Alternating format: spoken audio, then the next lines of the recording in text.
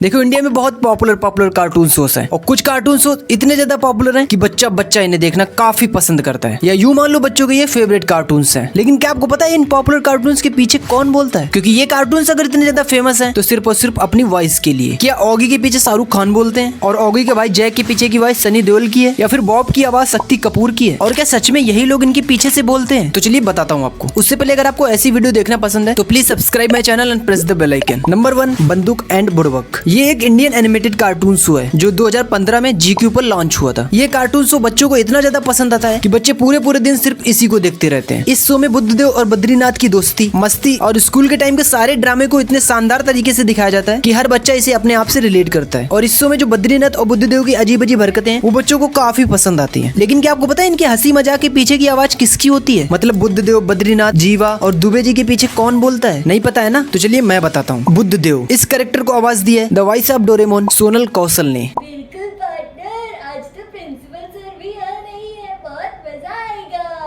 अच्छा पार्टनर, ये क्या है?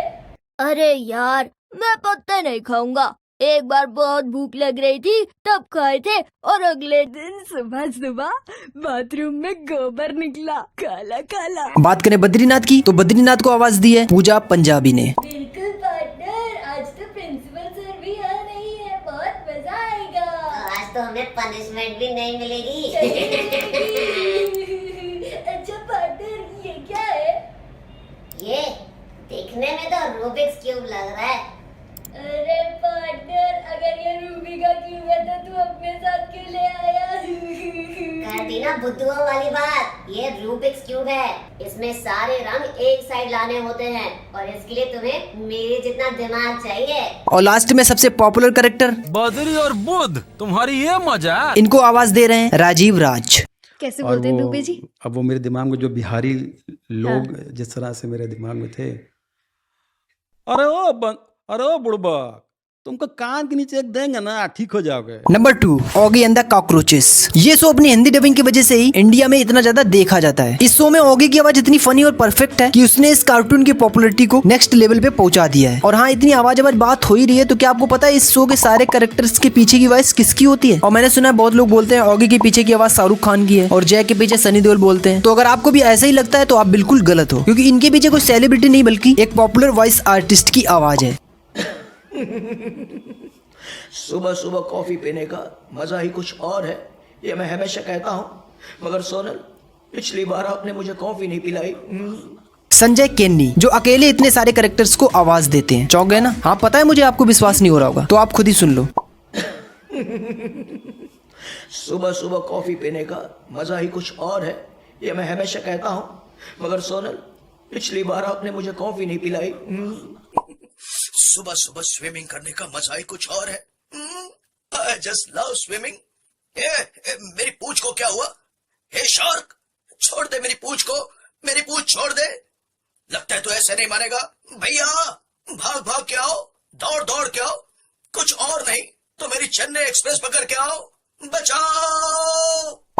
ओए, तोड़ दूंगा, फोड़ दूंगा, मेरे भाई को छोड़ दे वरना तुझे कहीं का नहीं छोड़ूंगा। मैं जानता हूँ बलि बकरे की दी जाती है, शेर की नहीं। तो क्या हुआ, मेरा भाई एक बिल्ला है मगर उसका जिगर तो एक शेर का है। सीधी तरह से मेरे भाई को छोड़ दे वरना तोड़ दूंगा, फोड़ दूंगा, सारे दांत उखाड़ दूंगा। ओए, मेरा नाम है बॉब, बलवान बॉब। ऑगी की नींद से चुराता हूँ ख्वाब। सीधी तरह से ऑगी को छोड़ दे वरना हो जाएगी तेरी ठक टिकी ठक टिकी। टपोरी टपलू मेरा नाम, ऑगी को सताना मेरा काम। और ये काम हम कॉकरोचों के अलावा कोई और करता है तो हमारा गुस्सा 7वें आसमान पर पहुंच जाता है। सीधी तरह से ऑगी को छोड़ दे वरना हो जाएगी तेरी चिंता ता चिता चिता चिंता ता। डोंट एंग्री मी। बोखला गया है ये शार्क, तो बोखला गया ना बाबा। भारत माता, इसे कुछ नहीं आता। ये झपलू, ये टपलू, जिस तरह से भूखा कुत्ता रोटी उठा के लाता है ना, ये शार्क को उठा के मेरे पास लेके आओ। मैं इसको मस्त तेल में फ्राई करके ऑमलेट के साथ खाऊंगा, समझा? लोग टेंशन लेने का नहीं, देने का। ये शार्क के भेजे में केमिकल लग जाए, इसका मानसिक ही नहीं शारीरिक संतुलन भी हिल गया है। विनम्र से इसका हृदय परिवर्तन नहीं होगा। जब भी छोड़ो कोने में लेके